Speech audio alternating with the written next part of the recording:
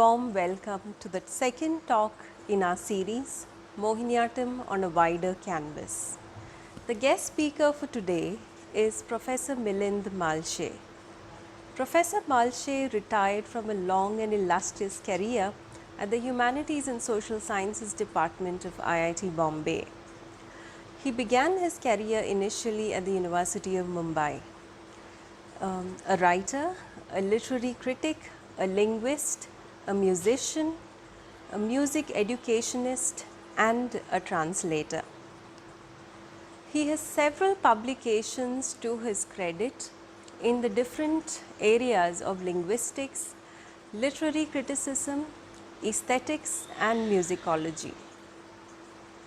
He is one of the prime disciples of Pandit Ratnakar Pai of the Jaipur Gharana, and he has performed across the world through concerts and lectures. For several years now, Professor Malshe has been organizing the Thursday night concerts at his home, at his residence in Powai, where he performs with his students and with the accompaniment of the instrumental musicians. He has also floated the course Hindustani Music Appreciation at IIT Bombay, which has always run to full capacity. And I have witnessed this because I have had the opportunity to be his teaching assistant more than once for this course. I personally consider it one of the greatest blessings in my life to have been guided by Professor Malshe for my research. For he is a rare combination of a truly great academic, a gifted teacher, and a wonderful human being. Professor Malshe, a very warm welcome to you once again, and we at MOHAM are extremely grateful to you for giving us this opportunity to listen to you. Professor Malshe will be addressing the topic creativity and tradition.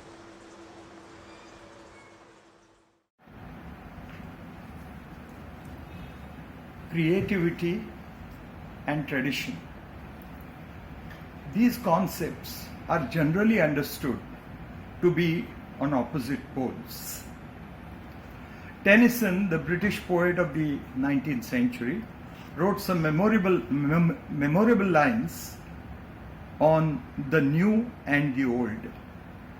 Ring out the old, ring in the new, ring happy bells across the snow. The year is going, let him go, ring out the false, ring in the true. Ring out the false, ring in the true, ring out the grief that saps the mind. For those that were we see no more. With sweeter manners, purer laws, ring out the want, the care, the sin, the faithless coldness of the times. Ring out my mournful rhymes, but ring the fuller minstrel in. These are a few excerpts from Tennyson's large poem In Memoriam, published in 1850. These lines have influenced literature in modern Indian languages, particularly under the influence of modern British education. But this is a very simplistic view. Equating the new with innovation, creativity, and the old with convention and tradition, quite commonly held by Indian writers and readers. This is a view which is quite commonly held. My argument here about creativity and tradition is going to be that they are interdependent. Creativity does not operate in a vacuum. It always has a context. It is contextual in relation to some norm. Tradition provides this norm, the marga, the laid down path, the guiding set of principles, the reference point. Some very interesting examples of this interaction in the field of classical Indian dance come to my mind. The first example, the eminent dancer Chandralekha Patel, commonly known as simply Chandralekha, who was a dancer and choreographer, born 1928, died 2006. She was trained in the tradition of Bharatanatyam. She refused to be part of the canon. Her performances explicitly fuse Bharatanatyam with yoga and the martial arts. And she above all tried to establish the modern and the postmodern feminism through her work. So the content also was very innovative. There has been very perceptive comment on her work. Chandralekha was disdainful of permanence, of creating entrenched institutions which we equate with tradition. She would work hard to create a brilliant production and then say, it cannot be created again. It has to be dissolved. I want to make an offering of my creations to the ocean. And then she would plunge into a fresh work. And that is the reason why several of her early performances have not even been filmed. Nor did she work exclusively with the dance. She brought in many other influences. She painted, she wrote, she made posters, taught poster making to political activists, curated exhibitions, and was engaged in feminist issues from the 1960s through the 1980s. Chandralekha's integrated work, she integrated it into a single whole in thought and deed and attempted to bring the ideas and the practices from allied fields together. She was inspired by nature, by philosophy, by yoga, the martial arts, iconography, art, music, and craft. But we must now note that Bharatanatyam itself has been changing. Performers in the last 5 decades, both within India and in the Indian diaspora, have forced a rethinking. Some performers have experimented in stretching the classical margam to its limits. For example, group choreography instead of solo dancing, simple and more innovative costumes, delinking from religious mythology to take up broader themes and socially sensitive issues like feminism. The point is, the creative innovations make sense only against the background of a normative tradition. The other example is that of Acharya Parvati Kumar, 1921 to 2012. Acharya Parvati Kumar learned Bharatanatyam under Guru Chandrasekhar Pillai. He also learned several compositions from Guru Mahalingam Pillai and Srimati Mylapore Gauriamma. He learned Kathakali from Guru Karunakar Panikkar and Kathak from Guru Ratikant Arya and Guru Sundar Prasad. His main contribution was research and choreography of Marathi Nirupanas. In 1982, his path-breaking research on the Nirupanas of the Tanjavur kings was published in the form of the Tanjavur Nritya Prabandha. The Nirupanas of Sir Foji Maharaj II, 1777 to 1833, a descendant of the Bhosle family of kings, were compositions written in Marathi but set to Carnatic music. These were researched and choreographed in dance form by Acharya Parvati Kumar. This has been further continued by his disciple Sucheta Bhide Chafekar. Along with this, Parvati Kumar also contributed to research and choreography of Abhinaya Darpanam. In 1986 and subsequently in 1992, he presented the choreography in dance form of the entire classical Sanskrit text, the Abhinaya Darpanam.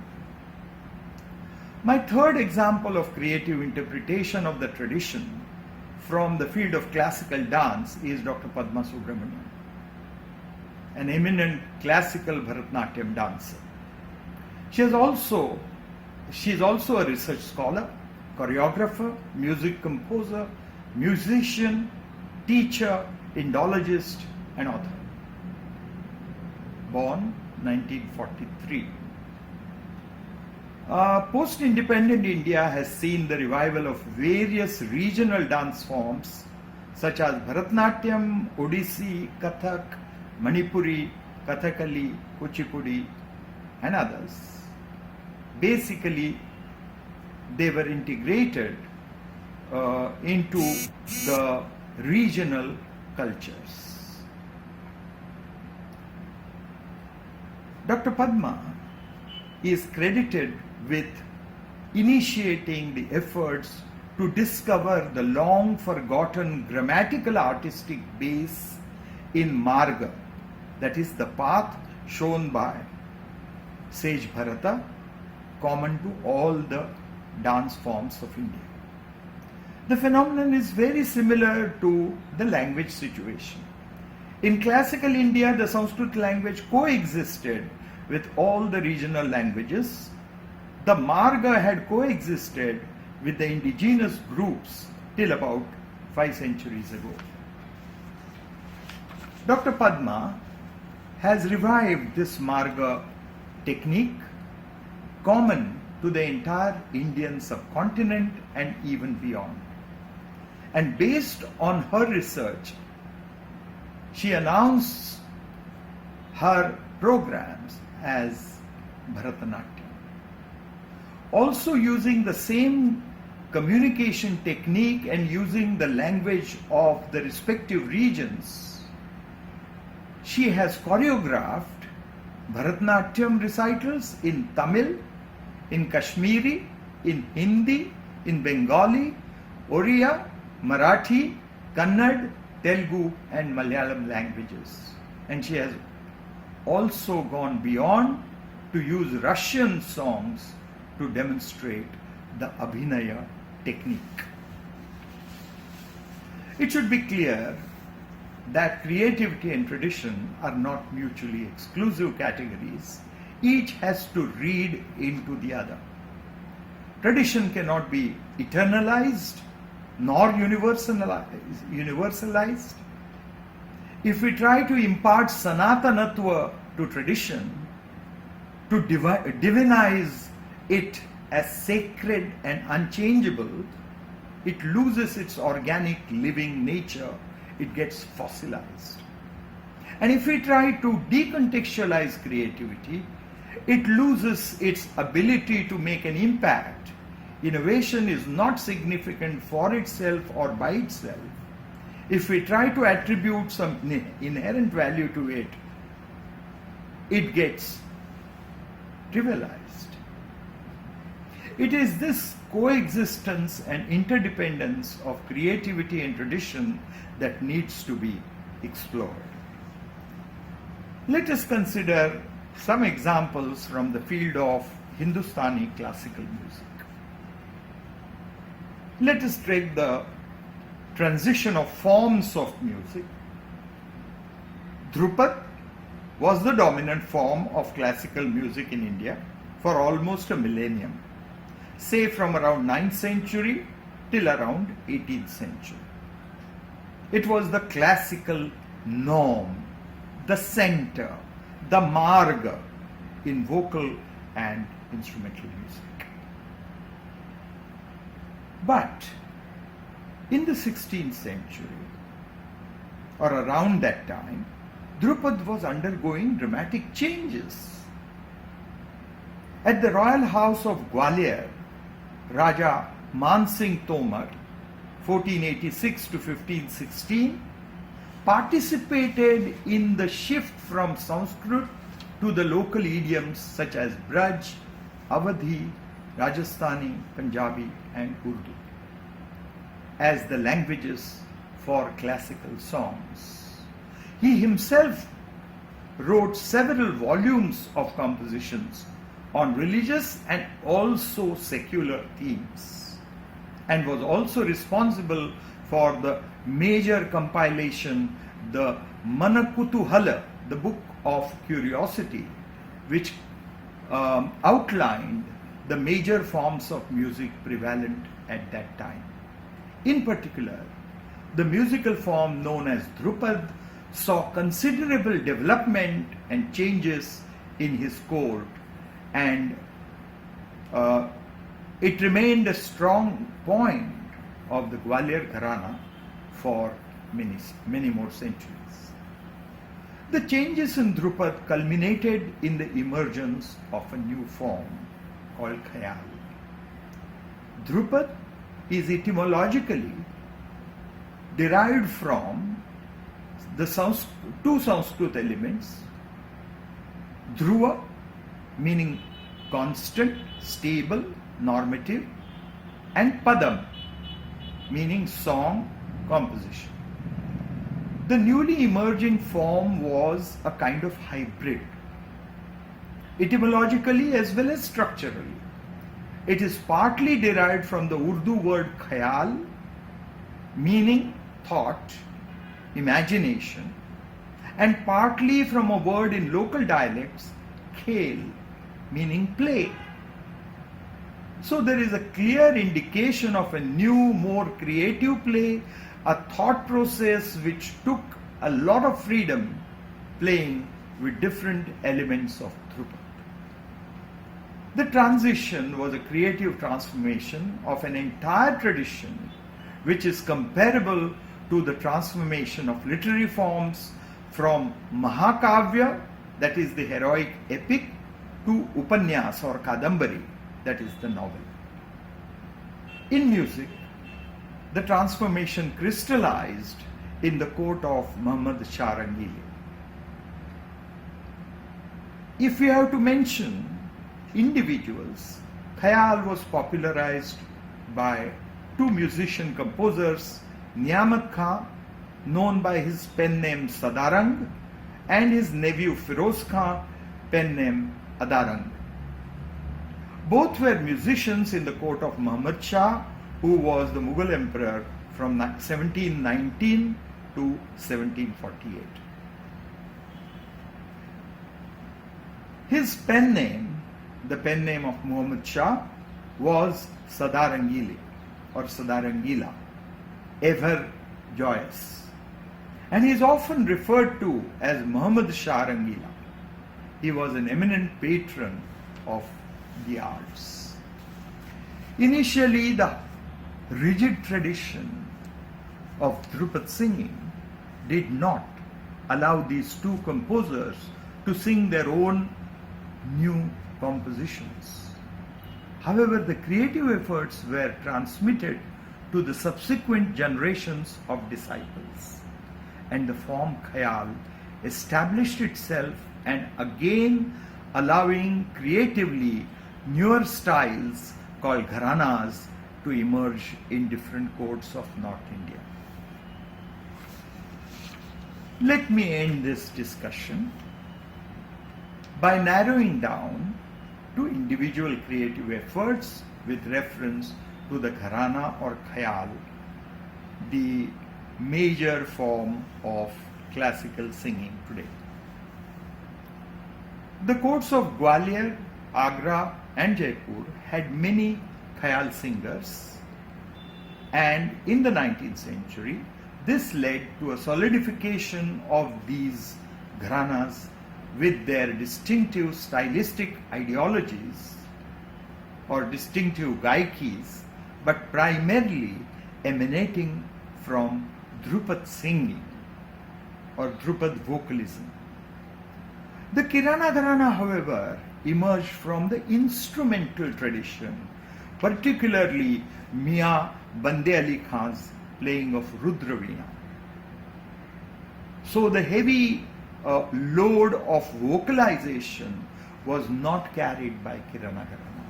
They were free to explore, and this indeed needed a highly creative efforts on the part of two individuals who were cousins.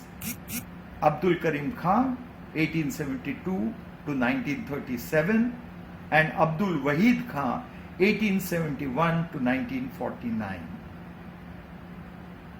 Their creative efforts were directed mainly at developing a refined tonality with emphasis on purity of notes rather than complexities of laya. My second example of a creative effort in the form of building a new gharana is that of Ustad Amir Khan of Indore, 1912 to 1974. He had a background in sarangi playing. However, he was not groomed in any of the traditional gharanas. He was virtually self-taught in classical music. He single-handedly developed a new gaiki as an amalgamation of the styles of mainly three singers: Abdul Wahid Khan, Vilambit Tempo, we have already mentioned it as the founder of Kirana Gharana, Rajab Ali Khan, Tans of Gwalior, and Aman Ali Khan, the Merkhand Gaiki of Bhendi Bazaar Gharana.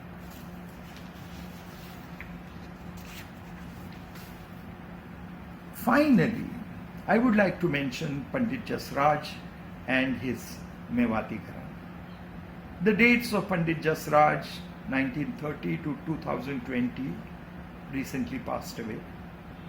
He had inherited the Khayal Gaiki from his father and elder brothers.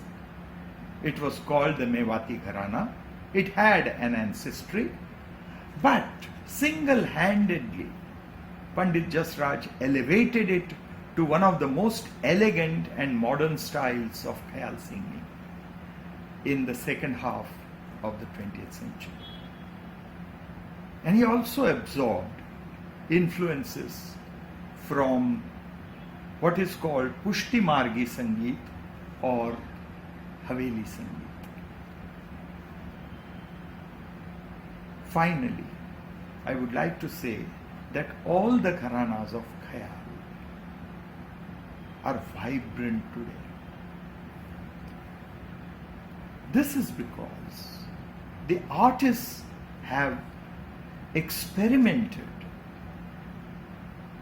They have had a creative relationship with the gharana traditions, and instead of stifling themselves under illusions of eternality, they have accepted change and innovation as a central principle of evolution of this art form.